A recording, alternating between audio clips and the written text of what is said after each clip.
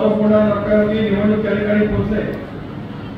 राज्यातल्या अखेरच्या टप्प्याचं म्हणजे 5व्या टप्प्याचं मतदान या ठिकाणी होत आहे आणि आज पालघर विधानसभा मतदारसंघातील राष्ट्रवादी काँग्रेस पक्षाच्या कार्यकर्त्यांची एक प्रमुख बैठक आपण या ठिकाणी आयोजित केली। मला याची जाणीव आहे की 2-3 दिवसच आता मतदानाला राहिले। अशा वेळेला समजा देशभरामध्ये आपण जर काय पाहिलं, राज्यभरामध्ये जर काय पाहण्याचा प्रयत्न केला तर या निवडणुकीला एक वेगळं वळण लावण्याचा प्रयत्न दुर्दैवाने केला जातो। देशाला स्वातंत्र्य मिळालं, स्वातंत्र्य मिळाल्यानंतर खंडप्रा असलेला देश, अनेक धर्मियांचा देश, अनेक बोलीचालीचा देश, न पोचता येणारा इतक्या समाजाचा देश, या देशाची अखंडता ठेवायची असेल, एकात्मता आभारी ठेवायची असेल, देशाचं सार्वभौम मजबूत करायचं असेल, देश काय पद्धतीने चालवला गेला पाहिजे अशी पद्धतीची भूमिका त्या कालावधीमध्ये 17 देशाच्या पुढे होती। डॉक्टर बाबासाहेब आंबेडकरांच्या नेतृत्वाखाली त्यावेळेला घटना समिती नेमली गेली। बाबासाहेबांनी जगभराच्या वेगवेगळ्या राष्ट्रांचा अभ्यास त्या ठिकाणी केला आणि त्यांच्या लक्षामध्ये आलं की काय पाश्चात्य राष्ट्र आहे, जी विकसित राष्ट्र आहे, जी एकधर्मीय राष्ट्र आहे, तिथे मूलभूत लोकांना त्यांचा भौतिक निवडून येण्याचा अधिकार आहे। तुमचा आणि माझा खंडप्रा असलेला देश, अनेक धर्मियांचा देश जर का एकत्रित ठेवायचा असेल, संसदीय लोकशाही प्रणाली व्यवस्था या देशाला दिली गेली। संसदीय लोकशाही प्रणाली व्यवस्था म्हणजे तरी काय? गौतम अदानी किंवा मुकेश अंबानीच्या मतांचं मूल्य जे आहे ते माझ्या विक्रमगड गावातल्या तालुक्यातल्या आदिवासी भगिनीच्या मताचं मूल्य समान ठेवत डॉक्टर बाबासाहेब आंबेडकरांनी या देशाची रचना केली। 17 लोकसभेच्या निवडणुका या देशामध्ये झाल्या। संसदीय लोकशाही प्रणाली व्यवस्था या देशाची दिवसेंदिवस मजबूत होत गेली। काय काय वेळेला आपण पाहिलं, काही वेळेला सुद्धा मिस्टरबाईंची सरकार त्या ठिकाणी आली।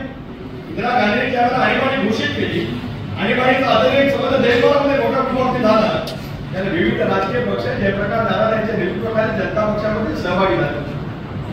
एक जनतेचा आवाज त्या कालावधीमध्ये प्रचंड प्रमाणात उठला। इंदिरा गांधींचाही पराजय झाला, संजय गांधींचाही पराजय झाला, काँग्रेस पहिला प्रथम सत्तेवर। मोदी साहेब सांगतात सातत्याने चंद्र सूर्य असेपर्यंत या देशातील संविधान बदलत जाणार, अमेरिकाची सरकार बदललं जाणार नाही, राज्याचे कणखर मुख्यमंत्री एकनाथराव शिंदे सरकार बदललं जाणार नाही, देवेंद्रजी सरकार बदललं जाणार नाही, अजितदादा सरकार बदललं जाणार नाही, सुनील तटकरे सरकार बदललं जाणार नाही, पण आंबेडकरी चळवळीच्या जनतेच्या मनामध्ये संभ्रमाची अवस्था निर्माण करत जाणीवपूर्वक या देशाला मतदान करण्याची भूमिका त्या ठिकाणी दुर्दैवाने केली जाते। संविधानाच्या आधारित हा देश उभा राहतो। काही कायदे अनेक वेळा बदलले गेले, काँग्रेसच्या जमान्यामध्ये सुद्धा अनेक कायदे त्या ठिकाणी बदलण्याची भूमिका घेतली गेली। कायदे बदलले आणि घटना बदलल्या याच्यामध्ये कमालीचा फरक। दुर्दैव वाटलं त्या दिवशी राहुल गांधींनी भाषण केलं, पुन्हा एकदा नरेंद्र मोदी देशाच्या सत्तेवरती आले, तर ते संविधान टनाटना पाडतील असं राहुल गांधींचं वक्तव्य मला आठवतं। त्याला मनमोहन सिंगाचं सरकार होतं, त्याला राहुल गांधी परदेशात जायचे, कुठे जायचे, कधी जायचे, कुठे जायचे, कोणाला भेटायचे, कोणाला माहिती नाही। 5-5, 6-7 महिने त्या प्रदेशामध्ये असायचे। ते असेच प्रदेशामध्ये असताना मनमोहन सिंगाने एक अतिशय देशाच्या दृष्टीकोनातून एक महत्वाचं विधेयक, एक बिल त्या ठिकाणी आहे। राहुल गांधी ज्या प्रदेशातून आले, तुमच्या पक्षाचे पंतप्रधान, संयमी पंतप्रधान, अनुभवी पंतप्रधान, त्या पंतप्रधानांनी केलेलं बिल राहुल गांधी तुम्ही फाडलं। तुम्हाला वाटलं तुम्ही फाडलं तेच मोदी जे करतील, मोदीच्या तुमच्यातला फरक काय आहे, पण या देशातील 130 कोटी जनता पूर्णपणे शून्य आहे। बरं झालं तुम्ही त्याची आठवण करून दिली, मनमोहन सिंगांचं बिल सुद्धा तुम्ही फाडण्याचा एक तऱ्हेचा विक्रमच त्या कालावधीमध्ये निश्चितपणे केला। लोकांच्या मनामध्ये संभ्रम निर्माण करण्याचं काम ज्याला केलं जातं, त्याला स्वच्छ मनाची भूमिका घेऊन संविधानाच्या आधारावरतीच देश पुढे जाण्याच्या दृष्टीकोनातून बरेचशी पराकाष्ठा त्या ठिकाणी केली जात आहे। मी साक्षीदार आहे, मी अनेक वेळा बोलतो, तुम्हाला माझ्या प्रमुख कार्यकर्त्यांना सांगणं माझं कर्तव्य आहे। कदाचित त्याला आनंद आहे तुम्ही विधिमंडळामध्ये सुद्धा असाल। 2014च्या विधानसभेच्या निवडणुकीचे निकाल लागायच्या अगोदरच भारतीय जनता पक्षाला पाठिंबा देण्याच्या सूचना मला प्रदेशाध्यक्ष म्हणून प्रफुल्ल पटेल यांनी दिल्या। 2016-17 मध्ये तर मंत्रिमंडळामध्ये आमचा समावेश आमचा म्हणजे राष्ट्रवादी काँग्रेस पक्षाचा देखील जागा वाटप सुद्धा करतो, पालकमंत्री पण करतो। शिवसेना हात असेल आम्हाला जायचं आणि शिवसेनेला काढायला आम्ही भारतीय जनता पक्षाकडून लगेच 1 मिनिट सणामध्ये सुद्धा काय घडलं सर्वांना नक्की त्या ठिकाणी माहिती आहे। वेगवेगळ्या पैकीच्या पक्षांना आरोप करत जनतेच्या मनामध्ये संभ्रम निर्माण करण्याचा प्रयत्न करत एनडीएमध्ये सहभागी झाला आम्ही निर्धार करू, विचारपूर्वक बहुमताच्या आधारे 53 पैकी 43 आमदारांनी अजितदादांना पाठिंबा दिला, बहुसंख्य पदाधिकाऱ्यांनी पाठिंबा दिला. आम्हाला विश्वास होता संघ राजाच्या कल्पनेमध्ये देश आणि राज्य एका विचाराच्या माध्यमातून सरकार त्या ठिकाणी असेल तर त्या राज्याला गती त्या ठिकाणी एकनाथ शिंदेने आर्थिक पद्धतीचा निर्णय घेतला. देवेंद्रजी 7 वेळा त्या ठिकाणी मिळाली.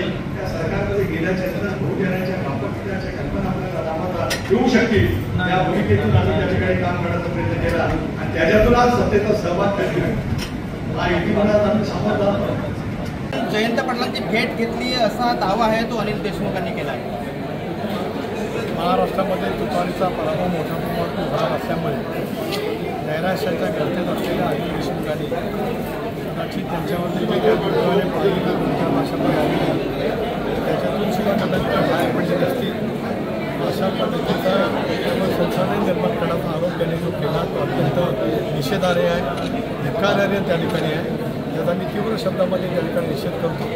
आजही कोणाची भेट होण्याचा काही प्रश्न नाही. मी एक विचाराचं कार्यकर्ता आहे. माझ्या स्वतःच्या आयडिओलॉजीवरती माझा विश्वास आहे.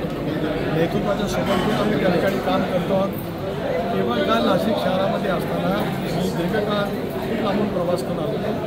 मला वाशिमला कुठेतरी जायचं होतं. त्यावर माझ्यासोबत असलेल्या कार्यकर्ता ड्रायव्हरनी मध्ये नेलं की जनरल पार्क नावाचा होता. तिथून फक्त बाहेर पडतो. उलट तिथे काम करणारा जो कार्यकर्ता आहे तो म्हणजे हेमंत डकलेंकडे, तो माझ्या रोहा तालुक्यातल्या कनेरा इंगर गावचा उपसरपंच. त्याने मला सांगितलं की साहेब आमच्या सगळ्या गावाची मतं ही तुम्हाला पडली, तुम्हाला मतदान करून असं सुनील राणेंनी पवार साहेबांचा निरोप मला सांगितलं. पण मी त्यांना उत्तर दिलं की आत्ताच 3 किलोमीटर लाईनची स्ट्रीट लाईन आदित्यताईंनी तटकरे साहेबांनी दिले. आमच्या अख्ख्या गावाच्या आणि भागाचं सारं मतदान सुनील तटकरेंना त्या ठिकाणी झालं. अशा पद्धतीच्या अफवा कशा पसरवून जातात याचं उत्तम उदाहरण म्हणजे अनिल देशमुखांचं बघतो. छगनबाबू नाराज असल्याची चर्चा आहे काय? माझी आणि भुजबळ साहेबांची काल भेट झाली. भुजबळ साहेब घरामध्ये पूर्ण सगळे त्या ठिकाणी आहेत. माझी दोन्ही उमेदवारांची चर्चा त्या ठिकाणी झाल्या. त्यादिवशी महाजन दादा भुसे यांच्याजवळ सुद्धा माझी चर्चा झाली. राष्ट्रवादी काँग्रेस पक्षाचे नाशिक आणि दिंडोरा मतदारसंघातील सगळे विधानसभा सदस्य भुजबळ साहेब आहेत, झेरवळ साहेब आहेत, माणिकराव फुकटे, दिलीप काका मलकर, अरुण पवार, सूरज यायले सगळेजण आणि पक्षाचे पदाधिकारी आज झटून महायुतीचा प्रचार करणारे करतात. सर, देवेंद्र फडणवीसांनी एका वृत्तपत्राला मुलाखत देताना सांगितलं की सिंचन घोटाळ्यामध्ये तथ्य आहे. तुम्ही नीट वाचा मग मला प्रश्न स्पष्ट सांगितलं की यावेळेला आम्हाला ते आहे असं वाटलं. पण ज्या वेळेला तपास यंत्रणांनी पूर्णपणाचा तपास केला, सर्व तपास यंत्रणांनी, त्यावेळेला त्याच्यामध्ये अजितदादा किंवा सुनील तटकरेंचा काही सहभाग आढळून आलेला नाही असं स्पष्टपणाने देवेंद्रजींनी त्या ठिकाणी सांगितलेलं आहे. मी उलट देवेंद्रजींचे मनापासून आभार मानतो, कारण त्यांनी ही स्पष्टपणाची भूमिका सांगितली. ही चौकशी होऊन सुद्धा साधारण वर्ष झालेली आहे. त्यामुळे याच नावाखाली मतदान करण्याचा जो प्रयत्न केला जातो तो किती विफल आहे ते आपल्याला त्या ठिकाणी त्यानिमित्ताने पाहायला. सर, पंतप्रधान वक्तव्य केलं आहे की 400 पार काय 200 पारही जाणार नाही. मग मोदी जेवढा सहभाग घेतील त्याचा फायदा महाविकास आघाडीला होतो. 4 तारीख आता जवळ आले, त्यावेळेला कोण किती पार करत आहे, तर कोण आखडी संख्येत जाते की नाही, एका 2 जागेच्या पलीकडे कोण पुस्तक की नाही. सर, त्याला घोडा मैदान जवळ आहे. पंतप्रधानांच्या सभेत गोंधळ घालणाऱ्या तरुणाने शरद पवारांची भेट घेतलेली आहे सानप याने, काय सांगायला? त्याला कोणाला लोकशाहीमध्ये कोणालाही भेटण्यात आलेलं नाही. काय त्याच्यामध्ये काय वेगळं वाटत नाही. कारण एखादा कार्यकर्ता काय बोलला म्हणजे काय काय भाषण काय बाकी. सर, नरेंद्र मोदी यांचा उमेदवारी अर्ज भरताना सर्व घटक पक्ष होते, त्याला अजितदादाच नव्हते, याबाबत काय बोलायला? अजितदादांची तब्येत ठीक नाही. मी स्वतः मोदी साहेबांची सभा केली, भुजबळ साहेबांनी सुद्धा केली. पुण्यातल्या सभेला सुद्धा अजितदादा होते. काही ठिकाणच्या सभेला भरपूर त्या ठिकाणी. आता संध्याकाळी शिवाजी पार्कची सभा आहे, त्याला जागा होती. मी पण त्या ठिकाणच्या सभेला जाणार. जे शिवाजी पार्क एका काळी बाळासाहेब ठाकरे यांनी गाजवलं, तिथेच आता मोदी सभा घेत आहेत. किती फरक पडेल या सगळ्याला? प्रचंड फरक पडेल. गाडीचं वातावरण बदलणारी आजची सभा त्या ठिकाणी. सर, मुंबईत इंडिया आघाडीचं सक्ती प्रदर्शन शरद पवार असतील किंवा मग उद्धव ठाकरे, अरविंद केजरीवाल, मल्लिकार्जुन खरगे एकाच व्यासपीठावर येत आहेत. भिन्न विचारसरण्याची माणसं एकत्र येऊन नरेंद्र मोदींच्या वरती विविध टीका करण्याचा जो प्रयत्न करत आहे. सभेचं दृश्य तुम्ही आम्ही सगळेजण बघू. कदाचित दोन्ही सभा एकाच वेळेला सुरू झालेल्या असतील किंवा कदाचित तुम्ही आधी फरकाने होतील. त्याला जनतेचा उत्स्फूर्तपणाचा पाठिंबा कोणाला आहे हे आपण सगळेजण वाट बघूया काही क्षणात. प्रफुल्ल पटेल यांच्यानंतर असं वक्तव्य केलं आहे अमित देशमुखांनी की जो पक्ष सोडून गेला त्यांना पुन्हा पक्षात घेतलं जातं. जयंत पाटलाची खूप जयंत पाटील काय माहिती तसं म्हणजे खुलासा केला. मी आता सांगितलं मग अशी वारंवार ते प्रश्न विचारून आणि त्या प्रश्न ज्याच्यात तथ्य नाही तथ्यहीन प्रश्न जे विचारून त्यात काय फायदा नाही होत.